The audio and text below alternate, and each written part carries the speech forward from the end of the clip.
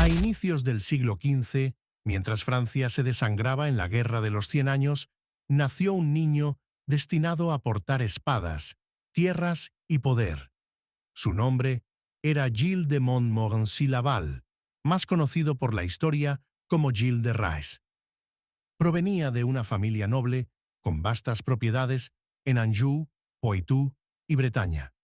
Huérfano desde muy pequeño, Gilles fue criado por su abuelo, un hombre ambicioso que impulsó su matrimonio con una heredera local para fortalecer aún más el linaje.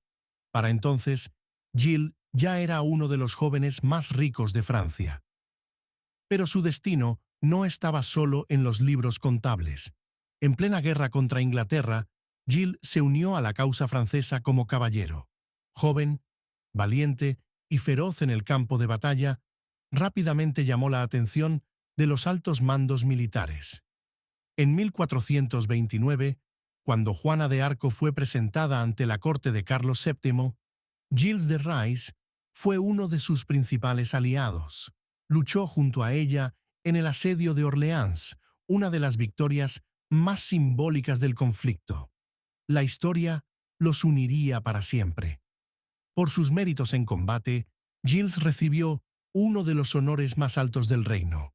Fue nombrado Mariscal de Francia, título reservado a los mejores generales del país. Con apenas 25 años, era ya un héroe nacional.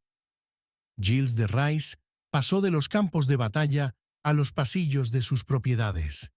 De ser una figura clave del renacimiento militar francés, a un noble encerrado en sí mismo. Y lo que ocurrió a continuación haría que la historia lo recordara no como héroe, sino como un monstruo. Tras su retiro de la guerra, Gilles de Rais cambió la espada por el espectáculo. Desde su castillo en Tifoges, organizaba banquetes fastuosos, contrataba músicos, malabaristas y actores. Ya no era el mariscal, era el anfitrión de un mundo de excesos. En 1435 financió y protagonizó una fastuosa obra teatral sobre Juana de Arco, en la que gastó una suma descomunal. La puesta en escena se repitió más de 20 veces en distintas ciudades, pero detrás del telón, la economía del mariscal se tambaleaba. Para sostener su estilo de vida, Gilles comenzó a vender tierras, castillos, incluso reliquias familiares. Los consejeros y contables advirtieron el colapso inminente, pero él no escuchó. El héroe se estaba empobreciendo, y con ello crecía su desesperación. Fue entonces cuando buscó respuestas en lo oculto, en alquimistas, magos y promesas de oro creado en laboratorios secretos. Quería recuperar su fortuna, y algo más, poder absoluto. Uno de esos hombres fue Francesco Prelati, un alquimista que afirmaba poder invocar demonios y pactar con entidades a cambio de riqueza. Gilles no solo lo recibió, le ofreció alojamiento, laboratorios y su confianza. Durante años se obsesionó con rituales, invocaciones, experimentos químicos. Cada fracaso lo sumía más en la frustración y lo alejaba de su entorno social. Lo que antes era extravagancia, comenzaba a transformarse en aislamiento. Del caballero a la sombra, del héroe a la sospecha, y aunque aún no lo sabían, los rumores ya comenzaban a crecer en las aldeas. Había niños desapareciendo, y todos los caminos conducían al castillo. En septiembre de 1440, una disputa aparentemente menor con un clérigo detonó el principio del fin. Las autoridades eclesiásticas, al investigar, descubrieron rumores que venían creciendo desde hacía años, y lo que encontraron fue aterrador. Gilles de Rais fue arrestado por orden del duque de Bretaña y trasladado a Nantes, donde se le abriría un proceso judicial tanto civil como eclesiástico. Era la primera vez que un mariscal de Francia sería juzgado por crímenes de esta magnitud. Los cargos eran tan extensos como graves: herejía, invocación demoníaca, pactos con entidades oscuras Y lo más alarmante, secuestro, abuso y desvivimiento de niños.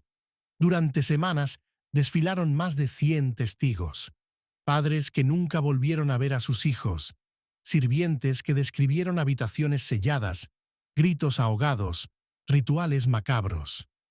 En un inicio, Giles negó todo con firmeza. Alegó que se trataba de una conspiración para quitarle sus bienes, pero conforme las confesiones de sus colaboradores aumentaban, su actitud cambió. Finalmente, confesó.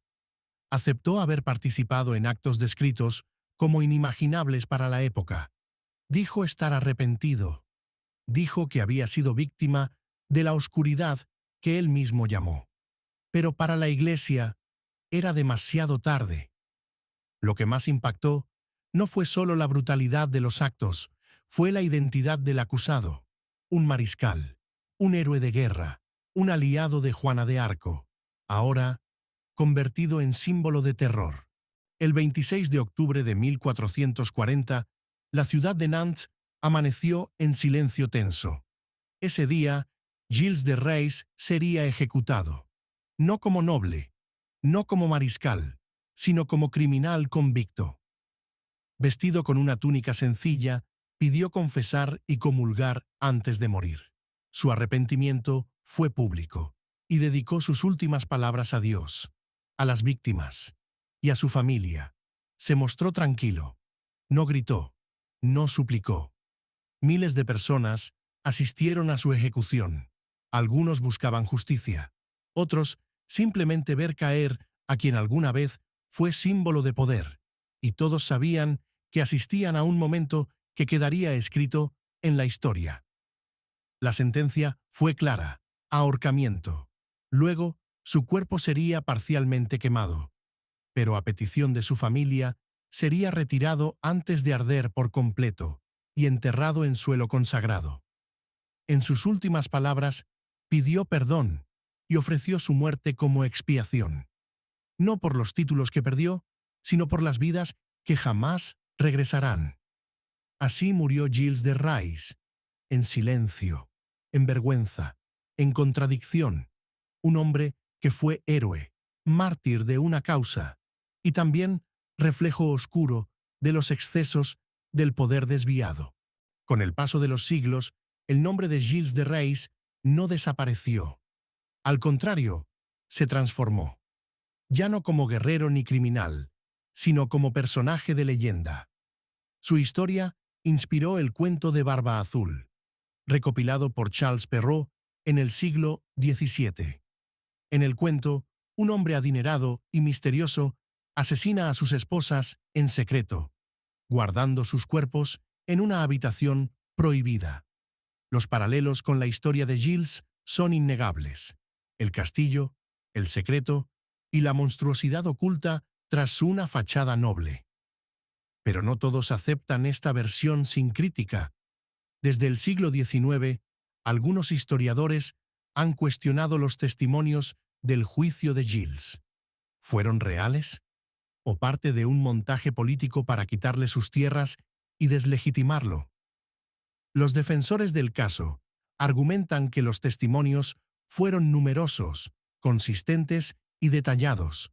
Los críticos, por otro lado, aseguran que las confesiones fueron obtenidas bajo tortura y que el juicio tuvo motivaciones económicas y políticas. Gilles de Rais ha sido retratado en obras literarias, películas, novelas históricas y hasta videojuegos.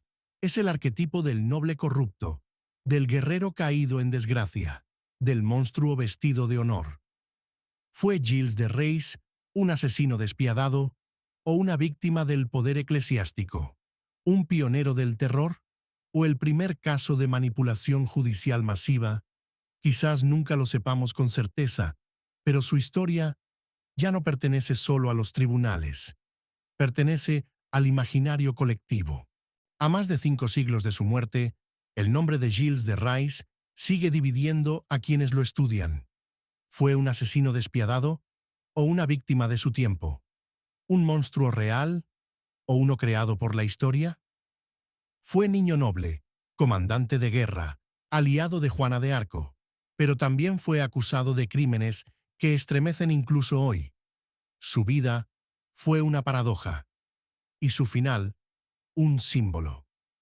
Para algunos, Gilles es el primer asesino serial documentado de la historia. Para otros, es el reflejo de un sistema que usó la religión y la política para destruir a quien ya no encajaba. Quizás nunca sepamos toda la verdad, pero su historia invita a mirar más allá de los mitos, a cuestionar el poder sin límites, la justicia sin piedad y la historia sin matices. Gilles de Rais fue muchas cosas, y en su sombra aún se esconde un espejo para nuestro presente. Porque los monstruos, reales o no, siempre nacen del olvido y del poder. Si el video te gustó, suscríbete, dale like y activa la campana de notificaciones. Nos vemos en el próximo video.